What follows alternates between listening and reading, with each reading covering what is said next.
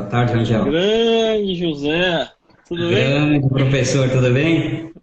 Tudo jóia e você? José, seja bem-vindo aqui à nossa live. Acho que sua internet deu uma travada, voltou. E o José eu Voltamos conheço aqui. já de algum tempo, né, José? Conta pro pessoal um pouquinho quem é o José Alves e por que você está aqui.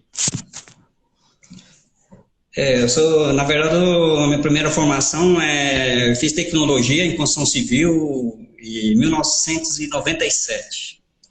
Há muito tempo. Aí depois de um Legal. tempo eu resolvi complementar para engenharia civil. Aí eu fiz Uninove, foi lá que eu encontrei o Leandro. Foi meu professor de graduação lá na Uninove. Ah, bacana. Aí comecei Legal. a fazer o Não curso de sabia especialização aí que o na. Leandro tinha dado. Tá me ouvindo? O Leandro, o pessoal entender, tô te ouvindo. O Leandro, o pessoal entender, é um dos professores na pós-graduação da Unicamp, colega nosso. É esse, né? O Leandro Trautwein. Não, É o Leandro esse? professor. Isso. Perfeito. Legal. Tá. Tá, E você aí está em Cotia, não é isso? isso, eu resido em Cotia, longe. Comecei a fazer o Cotia, para curso quem não lá na conhece especialização. também, só para o Pois pessoal ir não. entendendo, né? Cotia, para quem não conhece, está aqui na região metropolitana de São Paulo, digamos assim, está próximo, relativamente próximo de Campinas e bem próximo de São Paulo. E Cotia é uma das cidades, José, que eu tenho acompanhado já. A gente tem algumas obras aí que tem destacado do ponto de vista de obras novas, tem construído muito em Cotia e muito também em alvenaria estrutural, né? A gente vê muitas obras aí, a gente tem clientes de casa e de prédio, contextualizando o pessoal que é Cotia, né? Que é uma cidade, tem a Granja Viana, que é um dos bairros mais construídos e tá melhorando. E tem crescido cada vez mais, e o José Alves está nesse meio aí. Nós nos conhecemos na pós-graduação da Unicamp, ele fez algumas disciplinas lá, e eu fui professor dele, se eu não me engano, em duas ou uma disciplina. E depois ele fez e está fazendo, inclusive, os meus cursos online também, né?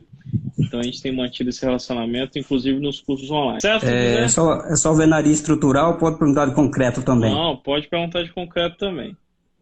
Então vamos lá, posso fazer a primeira? Manda bala. Eu recebi um projeto para fazer de uma fábrica de equipamentos e a proprietária, ela quer fazer um jardim suspenso. Tá. E gostaria de saber a carga que você utiliza para esse jardim suspenso. Não sei, usa um solo saturado, qual que seria? Porque eu não encontrei É, isso em norma para vão, saber o vão, vão carregamento. por partes.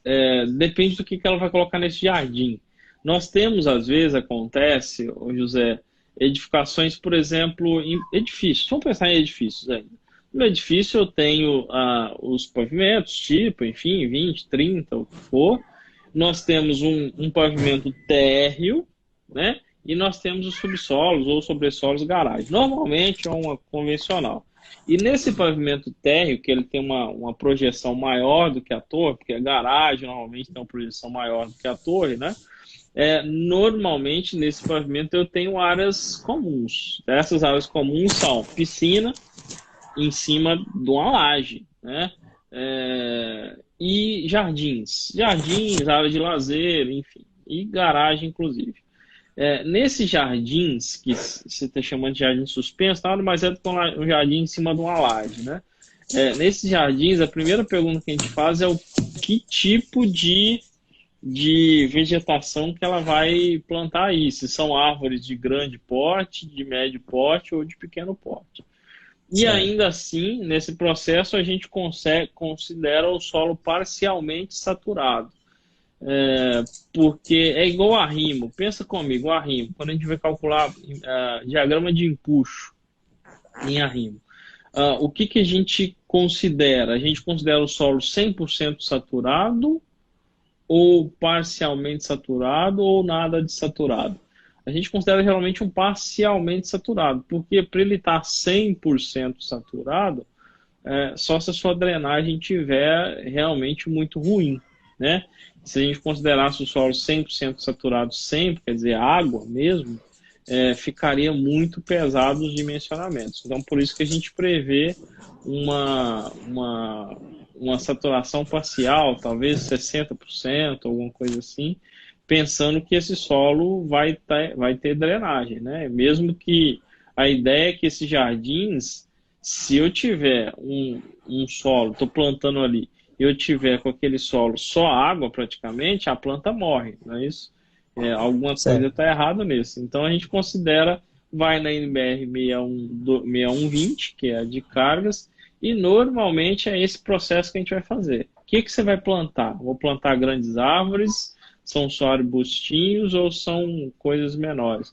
Então você vai ter que fazer esse bate-papo e a partir daí a gente procurar um peso normal. Normalmente vai dar algo em torno de 500 quilos por metro quadrado. Só isso?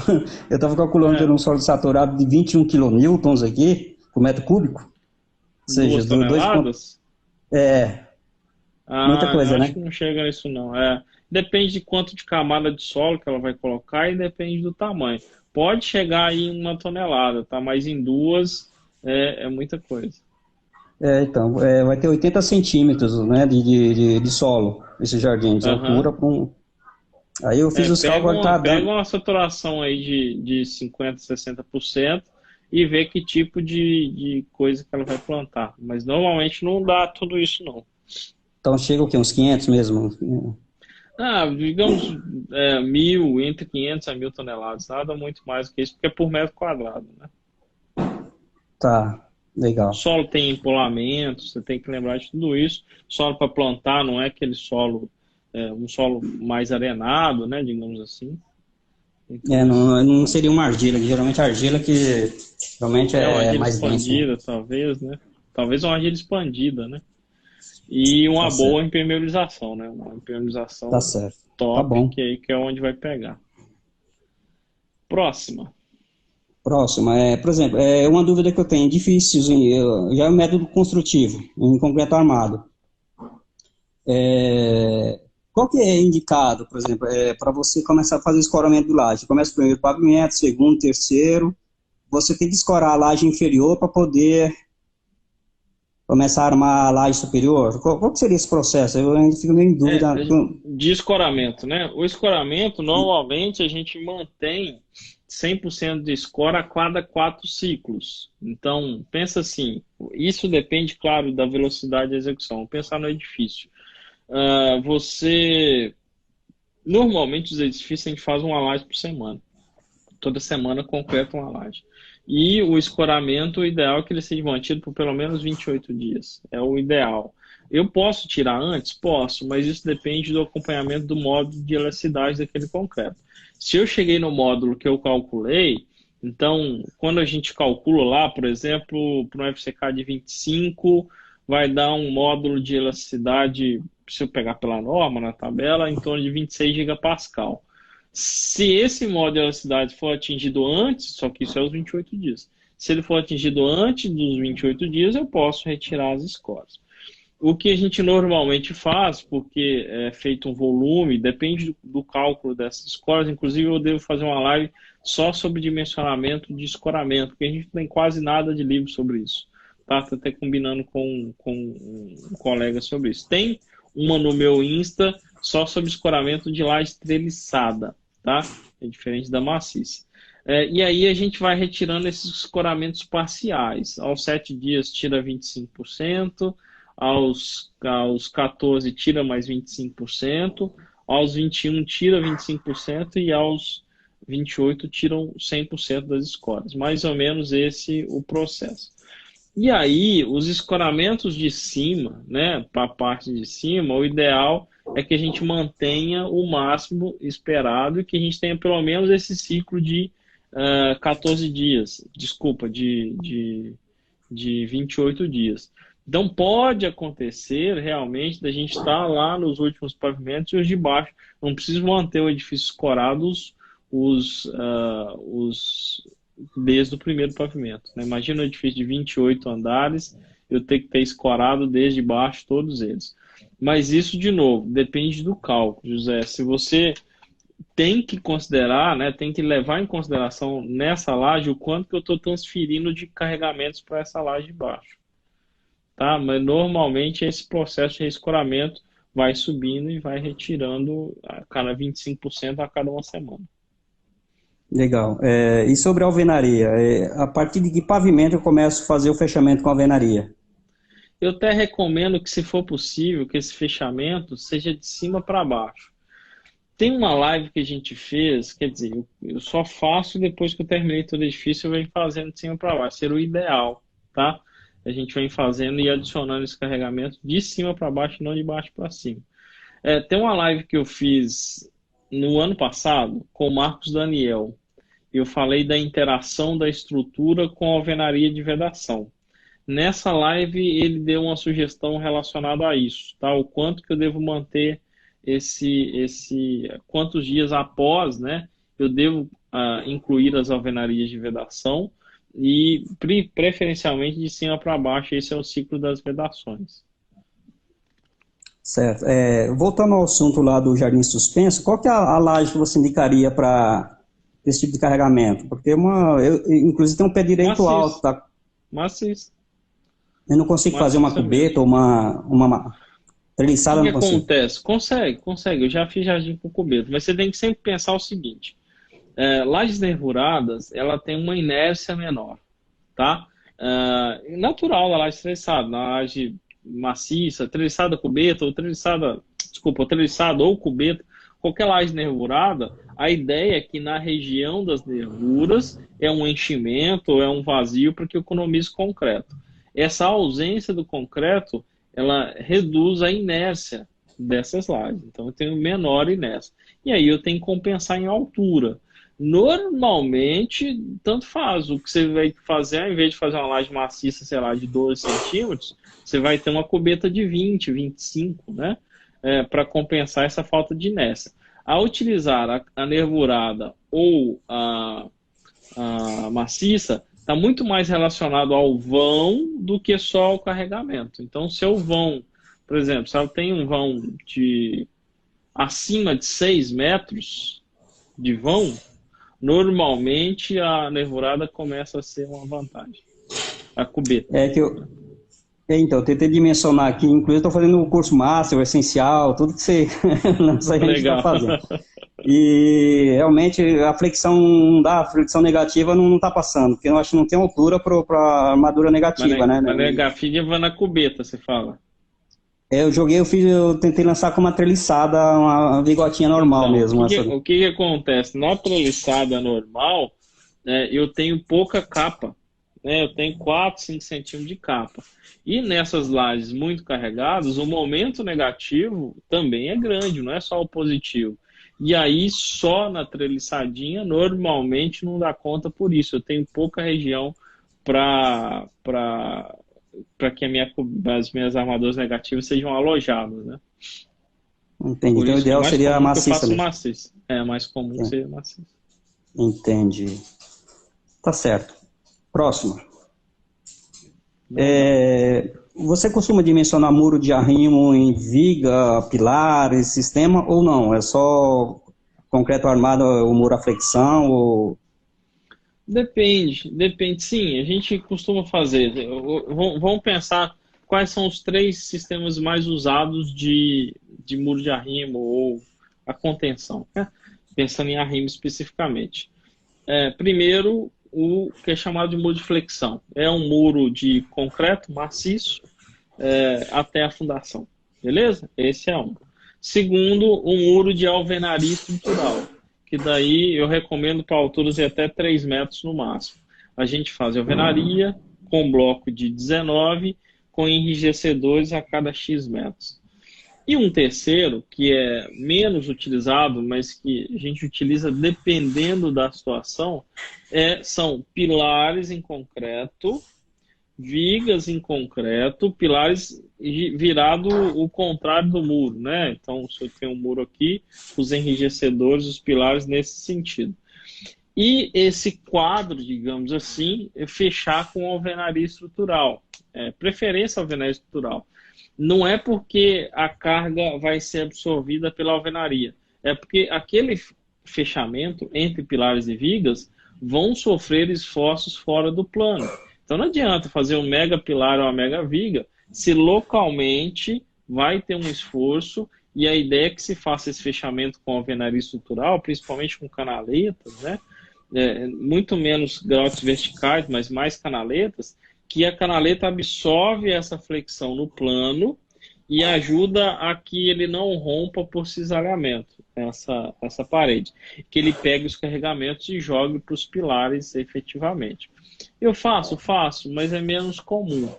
Tá? Quando eu faria, que daí talvez seja mais comum, quando parte da casa está servindo como contenção. Então, eu já tenho os pilares da casa, já tenho as vigas, aí eu vou fazer mais uma viga intermediária ali no terço, né, da altura do muro, quer dizer, se é um muro de 3 metros, ali no primeiro metro tem uma viga que é a região onde eu tenho o maior pico de esforço do empuxo, né? E aí sim, mas às vezes, José, às vezes não é vantajoso, principalmente executivamente. Por que que se teria que fazer? Faz o pilar, faz a viga, depois faz o fechamento, e às vezes já tem que ter uma viga intermediária, às vezes o trecho que tem que fazer o fechamento é muito pequeno, né? Então, às vezes compensa fazer logo o concreto ou fazer logo a alvenaria, porque executivamente falando, se for fazer direito, né? Que é o que a gente está falando, não costuma compensar. Mas a gente faz, inclusive, piscina, assim, né? Que é o mesmo princípio. Inclusive eu fiz o curso lá também de imersão também. Então, lá a gente, ele falou principalmente das piscinas maciças, né? Que elas têm uma rigidez maior, é o mesmo princípio para muro de arrimo, uma rigidez maior no plano. Mas, na verdade, não é a realidade brasileira, porque todo mundo se constrói com viga, pilar, os muros, você pega as construções aí, dificilmente você também vai construir uma piscina de concreto armado. Geralmente é bloco estrutural, a grande maioria, infelizmente. Depende, ó, a Giovana entrou aqui, eu vou fazer uma pergunta para a Giovana, acabou de entrar. A Giovana constrói casas na região de Sorocaba, não é isso, Giovana? Normalmente, as piscinas aí que você projeta, ela projeta também. Estou falando, tô falando um negócio distante. Pegando que ela acabou de entrar, que eu não sei se ela está aqui ainda. Aí, as piscinas são mais concreto armado, maciço, toda, ou é pilarzinho de concreto fechado com alvenaria? Estou citando um exemplo. Estou perguntando para o pessoal que está aqui, para a Giovana e quem mais quiser. As que vocês veem de piscina e de muro de arrimo, né? Vamos falar de piscina especificamente. Normalmente é assim, é pilarzinho e fecha com alvenaria ou ela é toda maciça? O pessoal que está aqui acompanha, responde para mim, para vocês aí na região. Tá, mas é possível, eu faço sim, tá, José? Mas eu acho que às vezes racionalmente, não sei se vale a pena. Tá? Não, o que eu falo assim, realmente eu não vou projetar, mas se pegar o pessoal que não faz projeto estrutural, eles constroem sim, estou falando, sem projeto estrutural. Constrói até com treliça, né? Ó, grande maioria em alvenaria, o Rocha está comentando. Mais pilar e o fechamento em alvenaria, aqui. Parede maciça, o Vitor, que eu tenho mais visto. Ó, vamos ouvir a galera. Mas realmente funciona, entendeu? Só que tem que preocupar com essas ligações. Então, recentemente eu fiz um projeto estrutural na região de Aldeia da Serra, e o rapaz financiou a obra pela Caixa Econômica Federal. E ele foi lá solicitar lá a vistoria do engenheiro da Caixa da piscina. Ele falou, não, a piscina tem que ser concreto armado. Aí ele veio falar comigo, eu falei, realmente não, a Caixa não é um banco, nossa, tem que ser concreto armado. Inclusive tem que ver que ela em concreto armado, completa, ela é bem mais rígida, né? E isso vai variar, inclusive em função do revestimento. Você vai fazer um revestimento mais rígido ou mais flexível? Porque não adianta, por exemplo, você fazer ela com pilar e viga e fechamento de alvenaria, essa edificação vai ser mais flexível, concorda comigo? Do que se fosse toda em concreto armado. Ela tem uma flexibilidade maior. Se você colocar um revestimento extremamente rígido, vai fissurar. Aí você teria que fazer um vinílico, talvez, né? Então precisa pensar que é o pessoal mais pilar e alvenaria, mais concreto armado, parede e alvenaria mais pilares. Então, eu acho que realmente depende da região. E é essa a minha opinião sobre.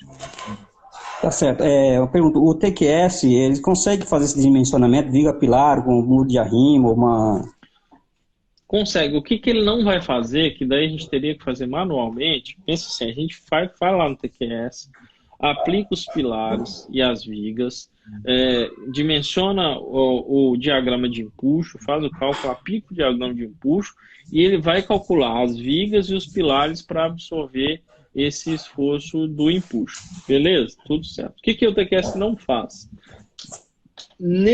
Entre os pilares e as vigas, ali, aquele fechamento de alvenaria, ele não vai, até porque não tem como modelar isso lá dentro, né, hoje, dentro do concreto armado, e o Alveste também não faz essa flexão fora do plano.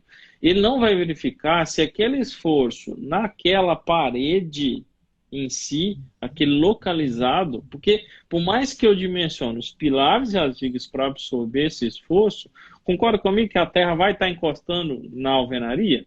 Se a terra encostou na alvenaria, a função da alvenaria não é absorver aquele esforço, é pegar aquele esforço, seja de piscina, seja de muro, e jogar para o pilar, que é o pilar que está contraventando, é o pilar que está absorvendo os esforços ali. Então, eu tenho que verificar pontualmente se aquela alvenaria vai romper ou não. E isso o TQS não faz. Isso tem que fazer a verificação manual. Na norma de alvenaria estrutural nova, a 16868, o anexo D, se eu não me engano, então um anexo novo, que eles já incluíram tabelas mostrando como se verifica isso, essa flexão nesse.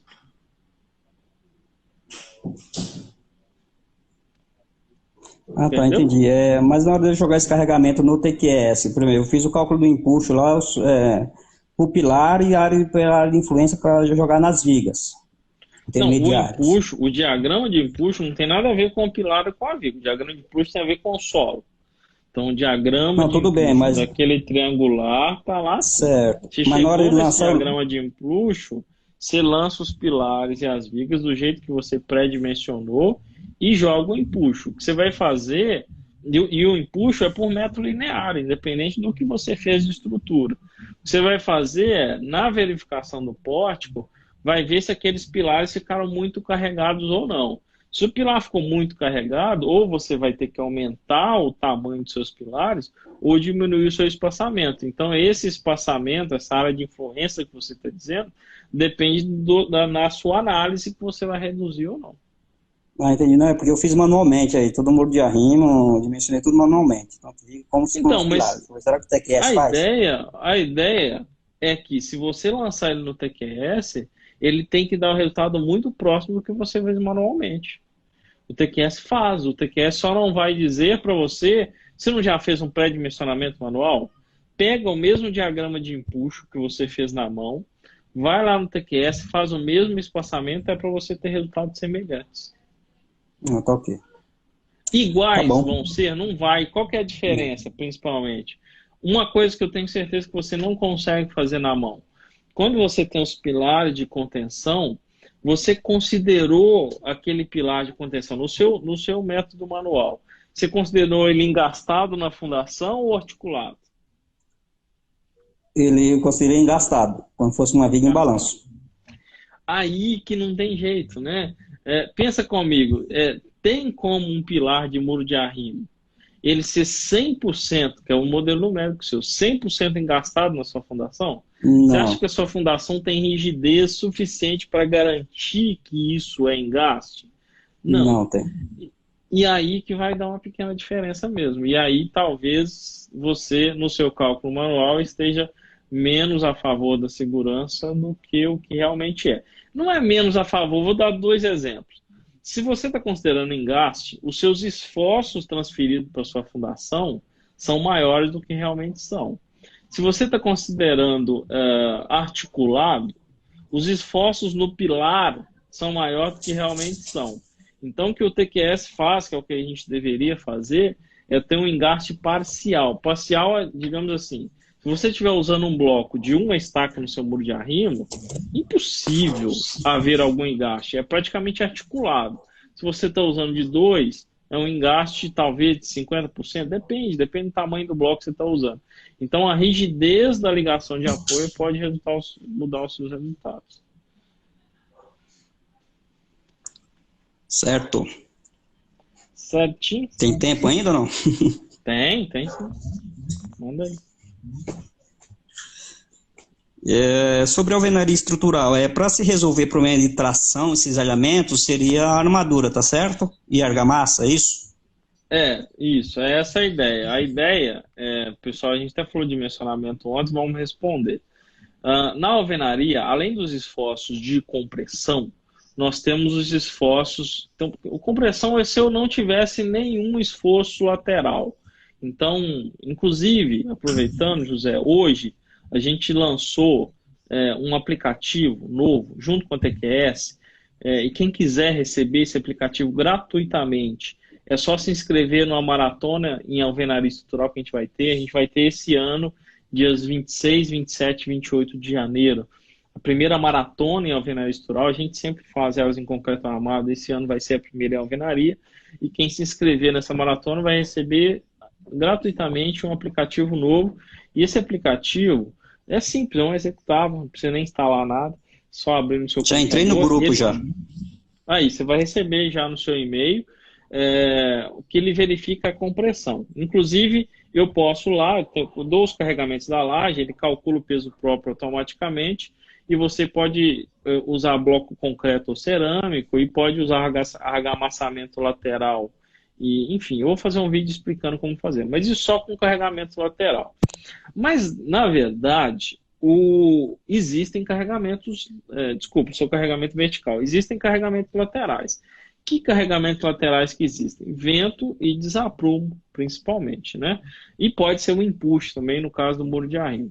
Quando eu tenho um vento aplicado, automaticamente eu tenho a chamada flexão composta. Eu traciono de um lado e comprimo do outro, beleza?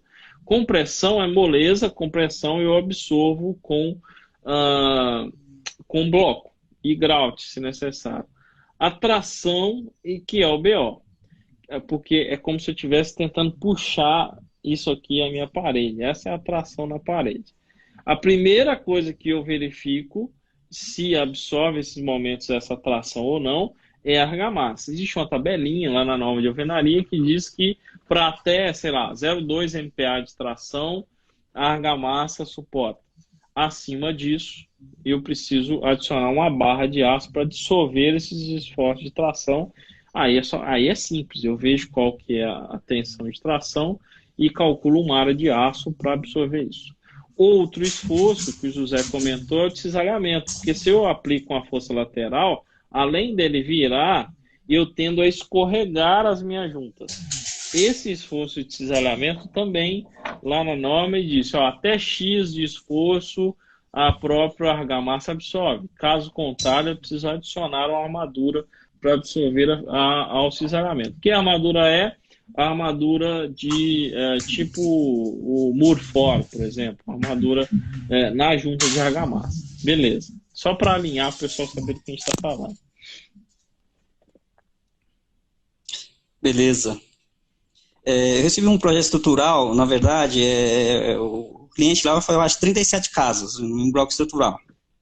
É um amigo meu, um senhor já de 70 anos aí, ele tem bastante experiência, ele calculou pontos, o Galeão no Rio, só que ele tá fora do mercado, então ele não quer. Aí me passou, só que esses sobradinhos, na verdade, para ele ganhar espaço na garagem, deixar uns 5 metros de garagem, o pavimento térreo inferior, ele vai estar mais recuado, então a parte superior vai ter que criar algumas vigas, pelo menos um trecho em balanço. Porque a alvenaria do inferior termina antes, então em cima vai ter alvenaria em cima de laje. Como se fosse um balão, tá, entendi. Isso, aí na verdade eu vou ter que criar vigas de concreto, não é isso? Né? Pode ser, a alvenaria estrutural pode nascer em cima da laje, não tem problema. Só que você tem que dimensionar essa laje para isso. E normalmente, como em sobrado é a laje treliçada, não resiste. Não tem baixa inércia, aí normalmente a gente acaba tendo que usar viga. Entendi. Tá bom, acho que a dúvida seriam essas. É isso aí? Então, beleza. Tem só um colega fazendo aqui, deixa eu ver. Durante o curso essencial em concreto armado, eu tive bastante dúvida nas flexões, momento torsor, de segunda ordem, quais literatura indica tanto nacional como internacional.